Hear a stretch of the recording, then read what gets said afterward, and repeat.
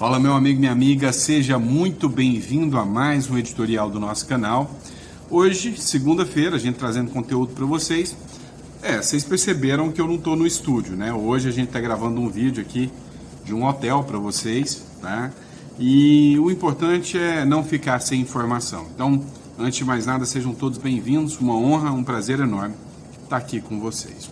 Tem muita coisa acontecendo ao mesmo tempo. Analisando a questão geopolítica, a gente precisa falar sobre as eleições da Bolívia, né? Ontem, os bolivianos foram às urnas, o resultado oficial, ainda pelo menos até o momento que eu estou gravando esse vídeo, não foi liberado, né? Mas foi uma eleição conturbada, uma eleição marcada por explosão, né? Num colégio eleitoral, marcada por um candidato sendo depredado pela população, um jogo bem, bem a cara da Latinoamérica aqui, né? Ou seja, da revolta da população em relação a tudo isso que está acontecendo. Outro ponto que a gente vai falar também é sobre uma ação do Donald Trump que, vem cá, muita gente não está falando sobre isso, tá focando mais na lei Magnitsky, está focando muito mais sobre as decisões do Donald Trump em relação a bloquear ações bancárias, né, de ministros do Supremo Tribunal Federal, mas tem uma coisa que pode chegar muito além, que é a seção 301, que sanciona os ministros do Supremo. A gente vai falar sobre isso também, tá? Então, sejam todos bem-vindos, uma honra, um prazer poder estar aqui com você, muita coisa para a gente poder bater um papo. Não esqueça de se inscrever no canal, a gente está querendo bater a nossa meta, hein? Vamos ver se a gente consegue, até o dia 7 de setembro agora, chegar a 2 milhões de seguidores. Eu sei que a gente consegue chegar lá. Bora para cima? Vamos lá, viu? Ó, não esquece de compartilhar o vídeo também, não. Eu quero começar com um vídeo que está viralizando. Eu acredito que teve um debate, já tem alguns dias, né? Não sei qual foi o podcast que teve esse debate, mas um debate entre duas meninas, uma menina comunista e uma menina, né, defensora, conservadora, né, defensora das pautas de direita. Eu queria que vocês assistissem para que depois eu complementasse com um trecho de um vídeo do Aldo Rebelo, para que vocês possam entender a realidade do momento em que nós brasileiros estamos vivendo. Assiste aqui comigo, bora entender o que está rolando, você vai ver o trecho desse debate aqui. Então, pra casa do caralho, Trump, extrema-direita, todos os governantes poderosos do mundo. Eu quero saber da classe trabalhadora brasileira e mundial mandando, organizando a sociedade de uma forma que atenda aos nossos interesses. Perfeito. Vamos lá, Eduardo? 3 minutos? Você tomou vacina, Mandy? Evidente. Quantas doses você tomou? 3 doses. Todas as 3 foi o Bolsonaro que comprou pra você. Eu espero que você tenha ciência disso. Todas Você as tomou 3? quantas? Nenhuma. Justamente porque ele dá a opção de escolha. Não é a revolta da vacina, onde as pessoas vão entrar, arrombar a porta da sua casa e te vacinar à força. Você tem que ter liberdade pra fazer o que você quiser com o seu corpo. Não é isso que vocês falam? Fazer o que quiser com o próprio corpo? Você quis se vacinar, o Bolsonaro comprou a vacina. Você tomou 3 doses. Eu não quis me vacinar. Se eu quisesse, estava esperando por mim no postinho. Eu não fui. Agora, vamos lá. O tarifaço vai ferrar com a gente. Beleza. Vamos pensar em formas da gente retroceder a questão do tarifaço? Que tal se o STF parar com todas as ilegalidades? Que tal se o STF retroceder na condenação de uma senhora que passou um batom numa estátua e que foi condenada a mais tempo de prisão do que um estuprador? Você acha que um estuprador merece ser menos punido do que uma idosa com um batom na mão, Mandy? Você acha que um assassino, um traficante, é menos perigoso do que uma idosa sentando na cadeira do Alexandre de Moraes? Você falou que você não é Black Bloc, mas que você defende o direito dessas pessoas lutarem pelo que é delas. Então, pra você, os Black Blocs são um grupo democrático que tá lutando pelos próprios direitos? O Black Bloc matou gente. A senhorinha com batom na mão matou alguém? Morreu alguém por causa do batom dela? Ou eles pegaram uma vaca e limparam a estátua em 5 minutos?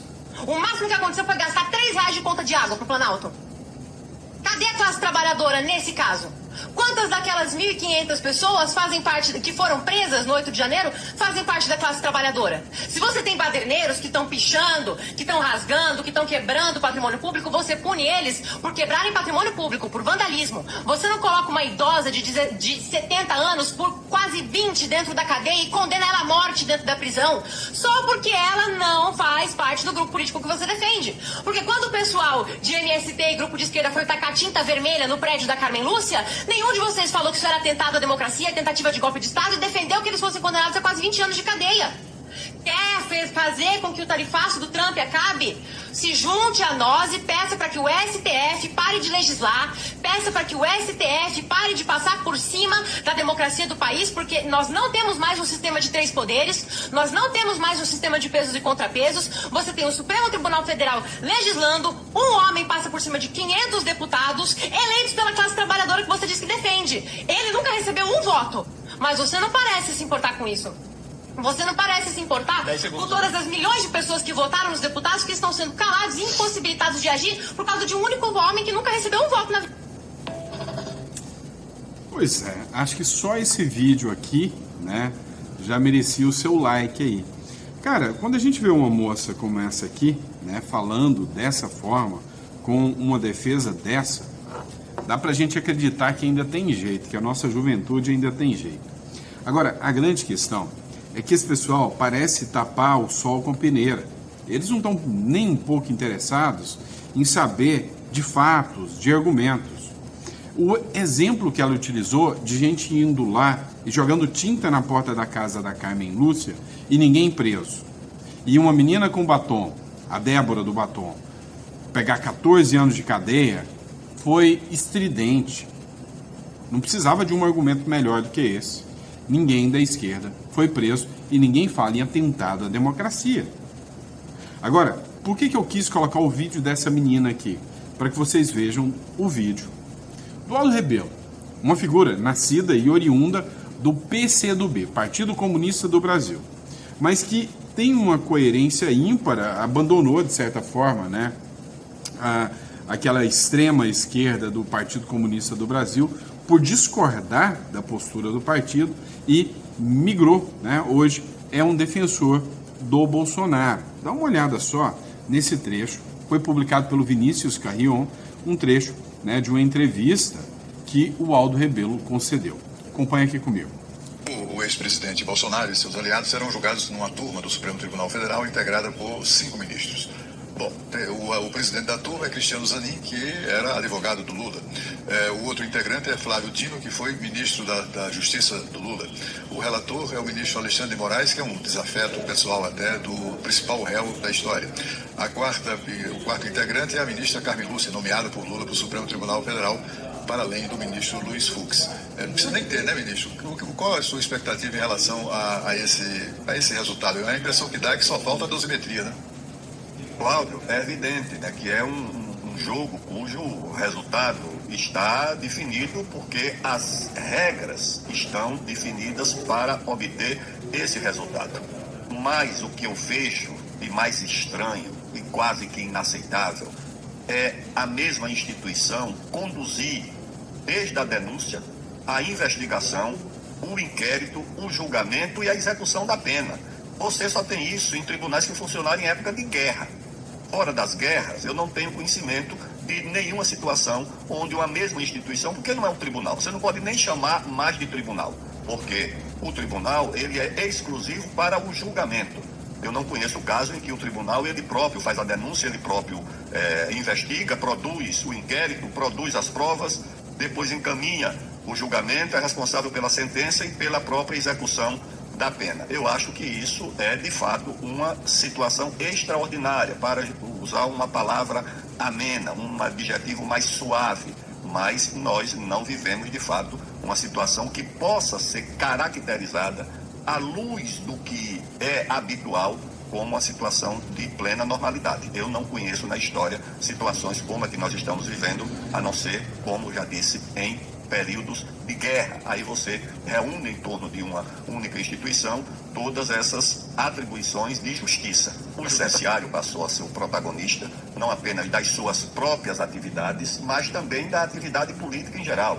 O judiciário interfere no poder legislativo, o judiciário interfere no poder executivo, o judiciário agora está sendo protagonista até da política externa do país, né? A partir dessas sanções que o governo americano impôs a uma parte da Corte Suprema do Brasil. Eu não acho isso um bom sinal. E você tem um ex-presidente da República julgado em condições que não são as mais recomendáveis, porque é evidentemente um processo político, independente das culpas que ele venha a ter. É um processo político como foi o processo político que atingiu anteriormente, né, o presidente Collor para a presidente Dilma e o presidente Temer. O ex-presidente Bolsonaro e seus aliados serão julgados numa turma. Pois é, pessoal. Onde eu quis chegar aqui com a questão do Aldo Rebelo? No primeiro vídeo, a menina falou, né, que se quer resolver a questão dos tarifaços do Donald Trump, o primeiro passo é o Supremo Tribunal Federal recuar. Isso não é questão de soberania. É questão de soberania aplicar as leis da forma que elas são. Não é soberania jogar a Constituição, afastar direitos e garantias fundamentais. Isso não é soberania. Agora vem o Aldo Rebelo e fala da questão das sanções e o quanto essas sanções, de certa forma, né, tem ali o dedo do Supremo Tribunal Federal para que essas sanções continuem. E aí é que entra um ponto interessante. Eu vou trazer um trecho de um perfil chamado Ipasmei, tá? Falando sobre a seção 301. Então, tem muita gente falando sobre a lei Magnitsky. E agora eu quero que você preste atenção sobre a seção 301, que eu quero fazer uma observação para vocês, tá? A seção 301, ela relata e trata de questões econômicas, e ela não fala em tarifaço, ela fala em sanção, ou seja, bloqueio econômico mesmo. Vocês vão entender o tamanho disso. Acompanha aqui comigo. Tem algo errado, né? Quando o banqueiro sua frio em escritório com ar-condicionado, é que o chamegão tá vindo, meu caro. Mas é isso que tá acontecendo na Faria Lima. E não é inflação, não é Selic, não. É medo. Medo da seção 301. Medo da lupa americana sobre o sistema financeiro que achava que podia brincar de neutralidade geopolítica sem pagar o preço. Durante anos, a elite do capital operou como se o Brasil fosse uma Suíça tropical. Amigo de todo mundo, cúmplice de ninguém. Enquanto Lula afagava ditadores, o dinheiro seguia fluindo. Lavagem, sanções burladas, zonas cinzentas, financiamento de organizações... A gente sabe o que aconteceu. O sistema é tão sofisticado que até parecer legal. Agora, o Washington decidiu olhar de perto. E quando os Estados Unidos decidem investigar, não é só para entender, já é para punir. Cada operação com o Irã, cada desvio com o Hamas, cada triangulação com a Rússia, cada movimento com organizações criminosas, cada acordinho de leniência com o Banco Central, na época dos grandes desvios de recursos, mas que nunca foi tornado a público. Tudo está prestes a vir à tona. E os banqueiros sabem, o que está em risco não é a reputação, é a própria sobrevivência do sistema. A elite que gritou por soberania quando convinha, reza para que a justiça americana não cancele a sua continha lá fora, né? A mesma elite que fechou os olhos para o autoritarismo interno, agora finge surpresa com a reação externa. Só esquecemos de um detalhe: não dá para vender estabilidade enquanto você mesmo destrói as instituições. Agora, com a faca no pescoço, teremos que escolher: confessar e trair os próprios esquemas ou resistir e levar o Brasil para o buraco. Os ratos já estão pulando do navio e os esqueletos finalmente batendo na porta do cofre. Ó, esse vídeo aqui é do estúdio Quinto Elemento. Enquanto eu vou falando com vocês, eu estou procurando uma publicação aqui, que eu separei hoje mais cedo, exclusivamente da Bárbara do Te Atualizei. É o seguinte, a seção 301, ela tem uma força sancionatória ainda muito maior, né, do que a lei Magnitsky, de certa forma. Porque a seção 301, ela tem um impacto que alcança os ministros do Supremo Tribunal Federal e podem entrar numa seara criminal. Ou seja, você acha mesmo, né, que os acordos de leniência, você acha mesmo que aquelas meras, como que eu posso te dizer, exclusões de planilha, você acha mesmo que a liberação ali da turma da Lava Jato, você acha que aquilo não tem um impacto aterrorizante? Não achei a publicação da Bárbara. Mas é o seguinte, a seção 301, ela vai a cabo, a fio, falando que empresas brasileiras, inclusive, hoje saiu uma publicação de um congressista americano, dizendo que eles vão analisar as empresas brasileiras, Odebrecht, construtoras, vão fiscalizar os empréstimos vindos da Odebrecht? Ou você esqueceu que a Odebrecht liberou dinheiro para Cuba, para Venezuela, que devem hoje, né, mais de 10 bilhões de reais para o Brasil? Eles vão fiscalizar também o agro brasileiro. Hoje um senador americano disse que vai investigar a influência da China no agro brasileiro. Ou seja, sabe todo aquele antro de corrupção que o sistema sempre tratou de esconder? É isso, e é exatamente isso que a seção 301 fiscaliza. Tá, mas a Magnitsky está fiscalizando retirada de perfil do Twitter, do Instagram, do X. Ok, a seção 301 vai investigar você ganhou alguma coisa para estar dando tal decisão, tal sentença? Se sim, você atentou contra o mercado internacional e, portanto, você merece cadeia. Ou seja, se não estão assustados com a lei Magnitsky, é porque vocês não entenderam o que é a seção 301, não tenha dúvidas disso. Mas vamos lá, vamos entender o que está acontecendo ali nos nossos vizinhos, que vão se livrar da esquerda pela primeira vez.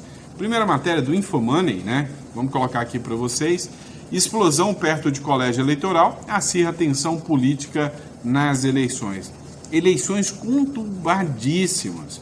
Pessoal, por que eu estou falando muito de geopolítica, né? Até porque eu hoje sou um cara que a geopolítica se tornou parte integrante da minha vida, né? Então, assim, eu trabalho fazendo imigração para o Uruguai, que para mim, de todos os países da América Latina que eu passei, sinceramente o Uruguai me surpreendeu de uma forma positiva. Hoje, se você me perguntar se eu prefiro morar, sei lá, nos Estados Unidos ou em Punta del Este, eu garanto para vocês que eu prefiro morar no Uruguai, devido a algumas condições de país, mas cada um tem sua questão própria, né? Eu acho uma qualidade de vida estupenda do Uruguai. E eu precisei abrir os olhos um pouco mais para a América Latina aqui, a questão geopolítica. E vem cá, o Brasil é só uma célula, num núcleo que está maluco. Todos os países em que o socialismo e o esquerdismo estão mandando hoje estão desesperados. É o Petro da Colômbia, é a Bolívia, é o Brasil, está todo mundo igual. Ou seja, aonde a esquerda está, impera a instabilidade política, a loucura. Olha só, a polícia da Bolívia investiga a detonação de um artefato explosivo na manhã de domingo, dia 17, nas proximidades da escola Carrasco, em Entre Rios, que é um bairro lá da Bolívia, né? Em Cochabamba. Local de votação de Andrônico Rodrigues, que é o presidente do Senado e candidato a presidente pela Aliança Popular, que é o partido de esquerda lá da Bolívia, legenda de oposição. Né? O ministro, pelo contrário, na verdade, é da oposição, tá? É do pessoal da direita. O ministro de governo, Roberto Rios, confirmou o incidente e informou que as equipes policiais foram mobilizadas para identificar os responsáveis, atribuindo atenção a grupos próximos ao ex-presidente Evo Morales. Apesar do episódio, o processo eleitoral segue normalmente com reforço de policiamento. Até então, a gente não teve, né, o resultado eleitoral que a gente está esperando da Bolívia. Assim que eu tiver, a gente vai poder bater um papo aqui com vocês sobre isso. Mas olha só, teve um outro fato, que esse aqui, a galera da esquerda vai ficar caladinha, vai falar nada para vocês, tá? O que é a questão aqui? Do Evo Morales desqualificando as eleições na Bolívia por falta de legitimidade. Questionando as eleições bolivianas. Pois é, será que o Lula vai falar que ele é um golpista? Que ele é um traidor? Não, né? A esquerda pode. Olha só, segundo a matéria, impedido de disputar as eleições gerais desse domingo e com ordem de prisão em aberto, o ex-presidente boliviano Evo Morales afirmou que o voto nulo prevalecerá, classificando o processo eleitoral como sem qualquer legitimidade. Ao todo, 7,9 milhões de bolivianos estão aptos a votar para eleger um novo presidente e renovar os 166 assentos do Congresso. A disputa ocorre em meio a uma grave crise econômica e conta com 8 candidatos na corrida pelo cargo ocupado por Luiz Arce. E aí teve um ponto bem interessante, né? Depois de deslegitimar a eleição, dizer que a eleição não era legítima, né? Teve um ponto interessante, né? Houve um momento em que um candidato de esquerda apanhou do povo na rua. Eu quero achar aqui o trecho aqui para poder mostrar para vocês aqui, tá? Ó, vamos lá. Aqui, ó, Tuto Quiroga, candidato da direita. Peraí que eu tô separando aqui. Achei, tá? Ó, Bolívia, tá? Também, ainda sobre a Bolívia. Candidato de esquerda é apedrejado durante as eleições. E aí você vai pensar, é o povo que está revoltado contra ele. Não. Ele foi apedrejado pelos eleitores da esquerda. A turminha do amor, tá? Ó, uma multidão apedrejou e vaiou neste domingo o candidato à presidência Andrônico Rodrigues, após o esquerdista votar no reduto político sindical do ex-presidente Evo Morales, onde é considerado um traidor por se afastar do ex-governante e se candidatar por conta própria nessas eleições gerais. Tá? O que aconteceu nesse caso aqui do Andrônico Rodrigues? O Andrônico Rodrigues é de esquerda, e aí o Evo Morales, ele queria fazer um protesto, né, sem qualquer candidato de esquerda. O Andrôncio, né, ele fez a candidatura e ele vota no mesmo colégio eleitoral de um sindicato apoiador do Evo Morales. A hora que ele foi votar, ele foi apedrejado. Eu tenho um trecho do vídeo aqui para vocês.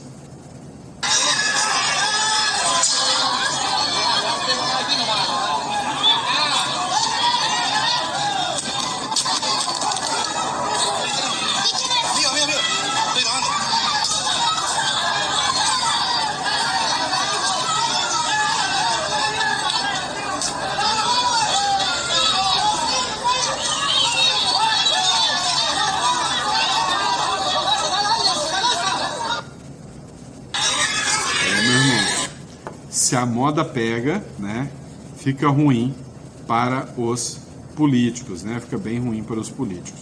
E aí, agora você vai ver a diferença. O Tuto Quiroga é o candidato de direita. E aí tem um momento em que ele chega para a votação. Não foi apedrejado e nem vaiado. Pelo contrário.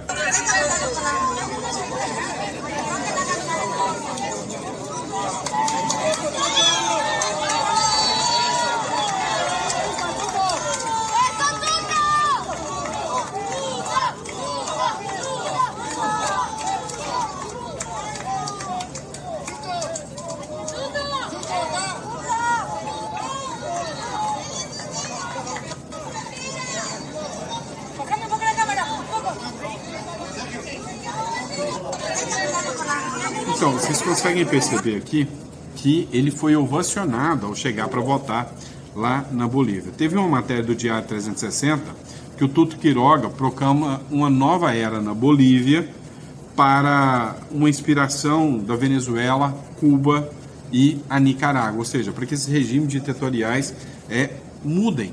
Ou seja, ele considera que a Bolívia tinha esse regime ditatorial já instalado através do Foro de São Paulo, né, com todos os candidatos de esquerda que tiveram até lá, né, desde Evo Morales até todos os candidatos que atuaram. Então tem um trechinho aqui da fala dele. 20 anos muito difíceis estão terminando hoje dia, viene uma nova Bolívia totalmente diferente. E acuérdense de mim que Bolívia vai ser exemplo para o mundo por la forma en que vamos a cambiar pacífica y democráticamente después de 20 años de abusos que se dio. Vamos a cambiar y ese ejemplo espero que sirva para hermanos y hermanas que están luchando en Venezuela, en Cuba y Nicaragua por 20 años muy difíciles. Olha, ele falou que foram 20 anos muito difíceis passados na Bolívia e que a Bolívia vai ser um exemplo para Cuba, Venezuela, Nicarágua, porque eles vão deixar, né, esse atraso do socialismo para trás e vão ingressar agora numa nova visão, né? Ou seja, o povo da Bolívia está tão por aqui já com as medidas de esquerda, com sabe, uma inflação altíssima, sabe, onde a esquerda chega, ela destrói a economia, é fato, tá? É fato. E aí ele fala que vai ser uma transição pacífica, uma transição tranquila, né, para mudar a visão, de certa forma, aí do eleitorado lá na Bolívia também, e que isso será reflexo total também para o restante do mundo, né? E agora, voltando à questão do Donald Trump, vamos falar um pouquinho também sobre isso. Olha, teve um trecho de uma matéria que, assim, essa é para você rir demais. Se tem um jornal que eu julgo militante, é o jornal UOL, né? E aí, durante uma entrevista, um professor de esquerda foi chamado para falar sobre as sanções do Donald Trump e a aplicação do Donald Trump. Resultado, ele teve que falar aquilo que eu já falei. Quem sabe ele assistiu algum vídeo meu e falou lá. O Donald Trump está se aproveitando muito bem dessa questão e está conseguindo trazer aliados para o lado dele. Até a China recuou.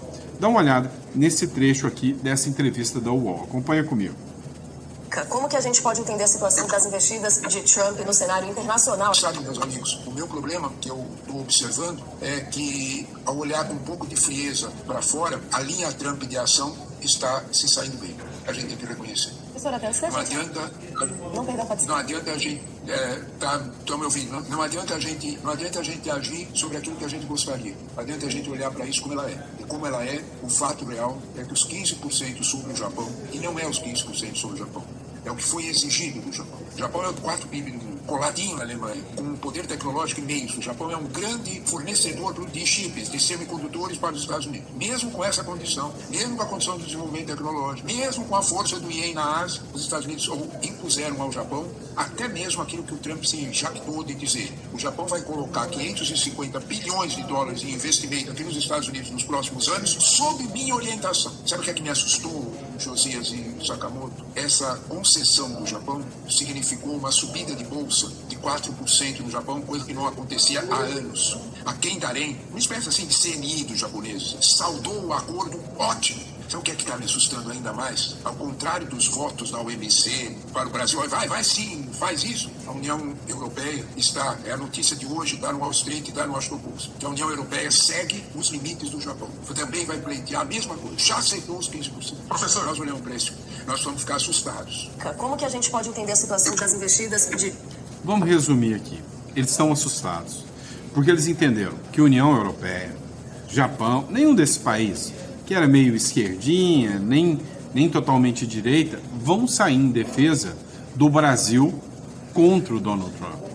E que está todo mundo começando a entender que vem uma nova era, principalmente para a América. Uma nova era para o mundo inteiro, mas uma nova era para a América, principalmente com Milei, né, e outros governos de direita que virão. O governo de Milei, né, que está sendo ovacionado. Olha só para você ter noção o tamanho, né, da importância do Milei, que vai entrar para a história, né? Dá uma olhada nessa matéria aqui. Ó, o Zelensky convidou o Milei para ir à Ucrânia e quer replicar a experiência econômica argentina. A Argentina, nada mais nada menos, é um dos países que mais cresceu economicamente. Milei pegou o país arrasado, destruído, e em pouco tempo conseguiu fazer um milagre econômico na Argentina. O mesmo que está entrando agora, Quiroga, provavelmente vai ser quem vai vencer as eleições na Bolívia, ele entra como um verdadeiro novo Milei. Ou seja, é uma nova fase chegando agora para a América Latina. E aí o jogo está ficando interessante de assistir. A matéria que eu te falei lá sobre o senador é essa aqui, ó. Senador dos Estados Unidos propõe investigar a atuação da China no agronegócio brasileiro, tá? Então, para vocês verem que dessa vez os Estados Unidos não está brincando e que a seção 301, não tenha dúvidas, ela é mais pesada ainda do que a própria lei Magnitsky, tá bom? E é isso, pessoal. Muito obrigado pela confiança, pela credibilidade. É sempre um prazer estar aqui com vocês. Olha só, se você está com medo de tudo isso que está acontecendo, se você tem um certo patrimônio, se você é um empresário, principalmente do ramo de tecnologias, olha só, você precisa proteger o seu patrimônio. Uma holding, um offshore, pode trazer benefícios gigantescos. Essa semana uma empresa me procurou só para você ter noção, ela tem um faturamento de 160 milhões por ano, tá? E aí o que acontece? Essa empresa vai entrar em negociação agora. Vai ser uma operação milionária. E aí eles vão fazer a negociação e essa empresa vai entrar à venda. E a gente está falando de coisa aí na casa dos 700, 800 milhões. Você tem noção do tamanho do imposto de ganho de capital que essa empresa pagaria? E de que a gente pôde apresentar para eles uma estrutura onde ele consegue neutralizar totalmente o ganho de capital. Eu te conto a estrutura. Você que é do ramo empresarial, você vai entender. É simples. A constituição de uma offshore em Bahamas. Mas não para por aí. Depois também, a constituição de uma outra offshore no Uruguai, que é dona da offshore de Bahamas. E aí qual que é a ideia? Os donos dessa empresa vão simplesmente sair do Brasil. Vão dar saída fiscal do Brasil. Vão vender numa outra jurisdição, que é o Uruguai, a empresa de Bahamas. Nada aqui dentro do Brasil vai ser vendido. E essa estruturação vai ser toda negociada lá fora. Não tem nada a ver com o Brasil. Vocês têm noção de que eu estou falando de uma economia aí de no mínimo 150 milhões de reais? Isso não é só para gente grande, não. Para você também dá para fazer isso. Então, você é um empresário, precisa resolver, né, algumas questões e dar um jeito de se blindar sobre essa loucura chamada Brasil. Está na descrição aqui. Entre em contato conosco. Vai ser um prazer te atender e ser seu mentor financeiro sobre estruturas da sua empresa, do seu patrimônio aí, tá bom? Grande abraço, fica com Deus e até o próximo editorial.